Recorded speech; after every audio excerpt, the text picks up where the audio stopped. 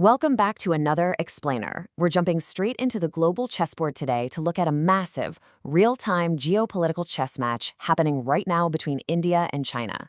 Based on recent strategic reports, we're going to impartially break down how shifting alliances, serious economic pressures, and drastically different diplomatic strategies are completely rewriting the balance of power in the Indo-Pacific.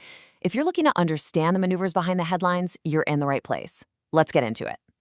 Here is our quick roadmap for today's Explainer. We'll be covering a tale of two leaders, inside China's domestic fears, securing the Indo-Pacific, diamonds versus pearls, and finally, the Malacca Choke Point.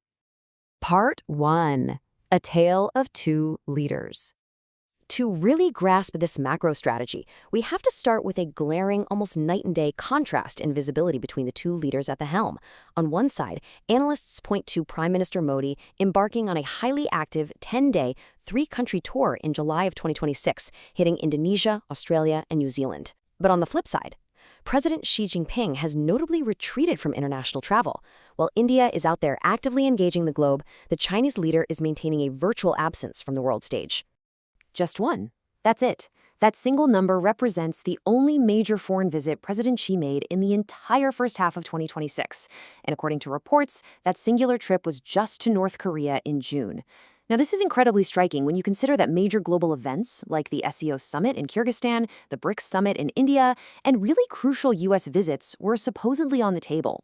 Instead, Beijing's focus has shifted almost entirely to inviting foreign leaders to them rather than stepping out. To really put that retreat into perspective, hold that 1 up against this number, 13. Back in his early tenure, from 2013 to 2019, President Xi averaged about 12 to 14 foreign trips a single year. I mean, he was the face of the Belt and Road Initiative, constantly traveling. Going from an average of 13 down to a single trip in half a year, that is a massive, unmistakable pivot. Which brings us to part 2. Inside China's domestic fears. So you have to ask, what's keeping the Chinese president restricted to Beijing? Well, experts suggest it's a symptom of much deeper internal crises. Just look at the compounding factors here. You've got a collapsing real estate sector combined with extreme youth unemployment, creating huge domestic economic turmoil. But perhaps even more urgently, there are reports that Xi Jinping has recently purged several top generals and defense ministers over corruption allegations. International analysts point out that this kind of instability within the military often translates to a very real fear of a military or political coup. And history tells us that when a leader's position is shaky at home, leaving the country becomes incredibly risky. And compounding all that domestic pressure is severe capital flight. Foreign companies are literally packing up and shifting their manufacturing hubs away from China. They're looking for safer, more stable environments in places like India and Vietnam. This economic drain just further complicates China's internal stability, forcing the leadership to stay hyper-focused on domestic survival over international expansion. Part 3. Securing the Indo-Pacific. Now, while China has been bogged down managing those domestic crises, reports show India has aggressively capitalized on the window. If we trace the timeline of India's 2026 diplomacy, a super clear pattern of strategic encirclement emerges. In February, visits to Malaysia and Israel boosted defense tech. In May, UAE and European tours were set up to create new trade routes.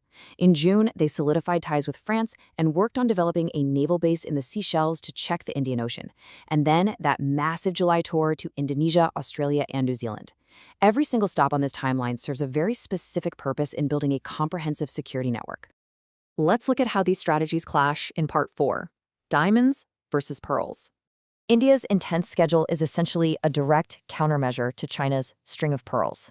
If you're familiar with the region, you know this was China's ambitious strategy, kicked off after the year 2000 to build a network of commercial and military bases to project power and, theoretically, encircle India.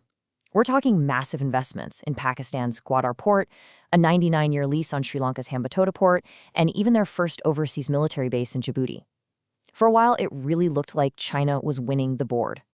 But India didn't just sit back. Enter their counter-strategy, coined the Necklace of Diamonds.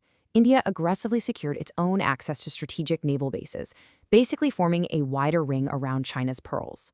This includes access to the Changi Naval Base in Singapore, the Sabang port in Indonesia, the Duqm port in Oman, and the Chabahar port in Iran. The main goal? strict surveillance. India is making sure it keeps a very watchful eye on any Chinese naval movements in the Indian Ocean. But here is where the dynamic takes a genuinely fascinating turn. According to analysts, China's billions invested in that pearls strategy have largely backfired. Partner nations like Sri Lanka and Pakistan are currently dealing with severe economic crises and literal bankruptcy. In places like Wadar, local rebellions are making operations a nightmare for the Chinese. So a plan that was meant to be this grand economic and military encirclement of India is increasingly looking like a massive financial headache for Beijing. Which leads us directly into our final section, Part 5, the Malacca Choke Point. All of these competing bases and frantic diplomatic visits ultimately point toward one defining geographical bottleneck.